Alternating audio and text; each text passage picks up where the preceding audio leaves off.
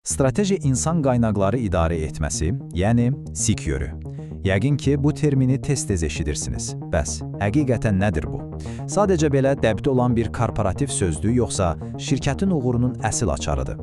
Gəlin elə bugün birlikdə baxaq görək, SIG-yörü bir şirkətin taleyini necə dəyişə bilər? Gəlin bir klişe sualla başlayaq. İnsan qaynaqları, yəni HR, şirkət üçün sadəcə bir xərc mənbəyidir. Çoxları belə düşünür, elə deyilmi? Amma inanın ki, bu fikir artıq çoxdan arxivə göndərilib. Əslində, reallıq bunun tam 180 dərəcə əksi idi. Gəlin görək niyə. Bəli, əslində insan qaynaqları heç də xərc mərkəzi deyil. Tam əksinə, düzgün idarə olunanda bir şirkətin rəqiblərini geridə qoyan ən güclü silahına çevrilə bilər. Bax, bugün sizə məhz bunun sirlərini açacağıq. EOD departamenti necə olur ki, şirkətə davamlı bir üstünlük qazandırır? Budur bizim mövzumuz. Deməli, yol xəritəmiz belədir. Əvvəlcə strateji IQ-nun təməl fəlsəfəsinə baxacaq. Sonra bu fəlsəfənin ürəyi olan strateji uyumdan danışacaq. Daha sonra bütün bunları hərəkətə gətirən mühərrik, yəni qaynaq əsaslı baxış nədir, onu öyrənəcək. Bu mühərrikin yanacağı olan sistemlər və kapitala nəzər salıb, sonda bütün bu prosesin vicdanı, yəni korporativ məsuliyyət mövzusuna toxunacaq.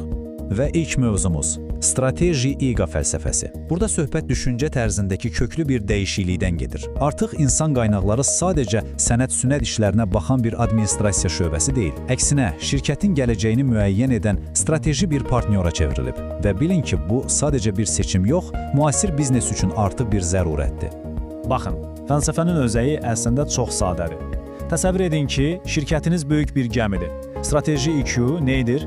Bütün avar çəkənlərin, yəni sizin işçilərinizin eyni ritmlə, eyni hədəfə doğru avar çəkməsini təmin edir.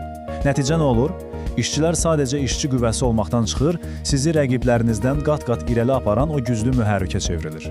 Yaxşı, bu fəlsəfə qulağa çox xoş gəlir. Bəs bunu real həyatda necə tətbiq edək? Cavab bir sözdə gizlənir.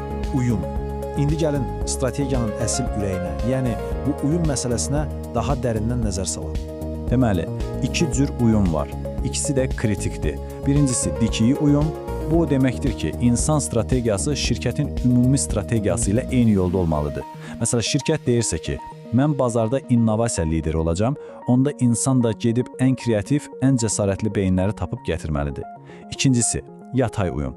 Bu da o deməkdir ki, insanın öz daxilindəki bütün fəaliyyətlər bir-birini dəstəkləməlidir. Məsələn, bir tərəfdən komanda işini təbliğ edib, o biri tərəfdən ancaq fərdi performansı mükafatlandıra bilməzsən. Bütün puzzle parçaları yerinə oturmalıdır. Bax, bu sxem əslində bütün danışdıqlarımızı bir araya gətirir. Gəlin addım-addım baxaq. Sol tərəfdə şirkətin ic ayrı siyasəti